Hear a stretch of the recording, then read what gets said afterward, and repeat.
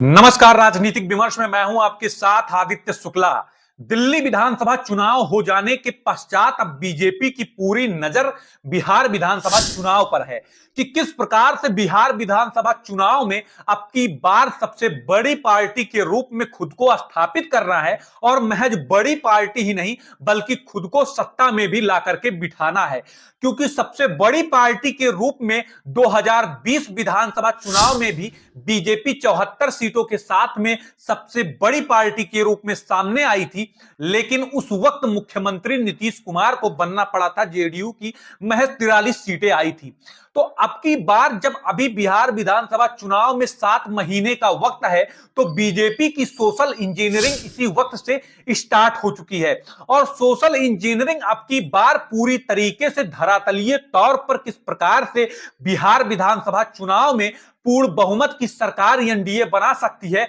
उस पर काम किया जा रहा है। चूंकि अब की बार बीजेपी के सामने यही समस्या है और जो आम जनमानस के मन में यह प्रश्न है कि एनडीए की तरफ से मुख्यमंत्री का चेहरा कौन होगा, नीतीश बाबू होंगे या फिर कोई दूसरा होगा, तो बीजेपी ने पहले से ही अब की बार स्पष्ट करते हुए चुनावी कैंपेनिंग अब स्टार्ट कर रही है कि नीतीश कुमार ही सीएम का चेहरा होंगे। क्योंकि अभी आधिकारिक तौर पर घोषणा इस बात की नहीं हुई है, लेकिन जो कैंपेनिंग और जो अंदर खाने से खबरें लगातार चल रही हैं, वो यही इशारा कर रही हैं कि एनडीए की तरफ से चुनाव के पहले ही ये घोषित हो जाएंगे कि अब की बार नीतीश बाबू ही मुख्यमंत्री के रूप में होंगे जब एनडीए की पूर्ण बहुमत की सीटें आएंगी। चूंकि बीजेपी भी इस बात को भली भांति जानती है कि नीतीश कुमार के सामने यदि हम तेजस्वी यादव का मूल्यांकन करेंगे, तो चाहे वो ब्यूरोक्रेट के मामले में हो या फिर गवर्नेंस के मामले में हो, तेजस्वी यादव कहीं भी नीतीश कुमार के सामने खड़े होते नहीं दिखाई पड़ रहे हैं।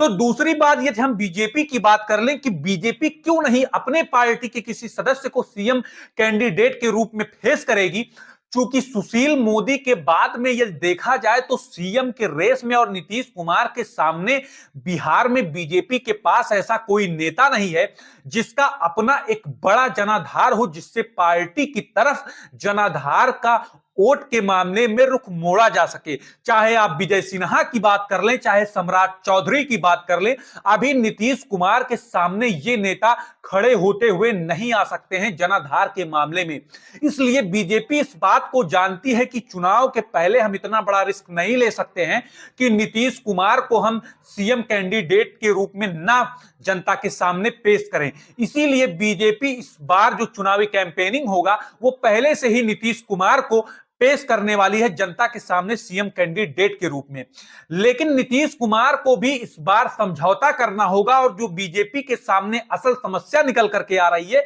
सीटों के बंटवारे का एनडीए में। चूंकि महज एनडीए में बिहार विधानसभा चुनाव में नीतीश कुमार ही सहयोगी नहीं होंगे, बल्कि जो बिहार की क्षेत्रीय पार्टियां हैं, चाहे वो हम चिराग पासवान की बात कर लें, चाहे उपेंद्र कुशवाहा की बात कर लें या फिर जीतन राम मांझी की बात कर लें, ये सभी नेता भी अपनी पार्टियों के खाते में ज्यादा सीट पाने की लालसा रखेंगे, क्योंकि इन्हें अपनी पार्टी का विस्तार करना होगा। और बीजेपी भी इस बात को भली भांति जानती है कि यदि हम ज्यादा सीटों पर बिहार विधानसभा चुनाव नहीं लड़ेंगे, तो फिर सरकार बनाने में कहीं ना कहीं हमारे सामने समस्या आ सकती है, क्योंकि कोई कहीं भी जा सकता है, क्योंकि ये बिहार है। क्योंकि नीतीश कुमार ही कितनी बार इस पाले से उस पाले में गए हैं, तो बीजेपी इस बार वो रिस्क नहीं लेने वाली है। क्योंकि अब समस्या यहां पर भी आएगी कि नीतीश कुमार को भी समझौता करना पड़ेगा और नीतीश कुमार को इस बात को समझना होगा कि जो पहले की विश्वसनीयता थी, जो पहले का जनाधार था, अपना जनाधार था नीतीश कुमार के नाम का बिहार में,